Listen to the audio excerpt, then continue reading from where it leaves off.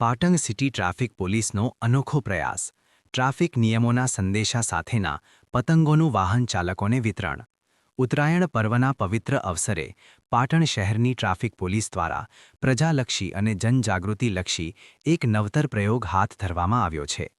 તહેવારની મોજ વચ્ચે લોકો સુરક્ષિત રહે અને ટ્રાફિકના નિયમોનું પાલન કરે તે હેતુથી પાટણ સિટી ટ્રાફિક પોલીસ દ્વારા વાહન ચાલકોને ટ્રાફિક સ્લોગન લખેલા પતંગોનું વિતરણ કરવામાં આવ્યું હતું. સામાન્ય રીતે પોલીસ દંડાત્મક કાર્યવાહી કરતી હોય છે, પરંતુ પાટણ સિટી ટ્રાફિક પોલીસે આ વખતે ગાંધીગીરીનો માર્ગ અપનાવ્યો છે. પોલીસ દ્વારા રસ્તા પરથી પસાર થતા વાહન ચાલકોને અટકાવી તેમને સમજણ આપી પતંગો ભેટમાં આપવામાં આવ્યા હતા. આ પતંગો પર વિશેષ સ્લોગનો લખવામાં આવ્યા હતા, જેવા કે હેલ્મેટ પહેરો, સુરક્ષિત રહો, ચાલુ વાહને મોબાઈલનો ઉપયોગ ટાળો, સીટ બેલ્ટ બાંધો, જીવ બચાવો, ટ્રાફિક નિયમોનું પાલન એ જ સાચી દેશભક્તિ. આ અભિયાન અંગે ટ્રાફિક પોલીસના અધિકારીઓએ જણાવ્યું હતું કે ઉત્તરાયણ દરમિયાન શહેરમાં વાહનોની અવરજવર વધતી હોય છે અને ઉતાવળમાં અકસ્માત થવાની ભીતિ રહે છે.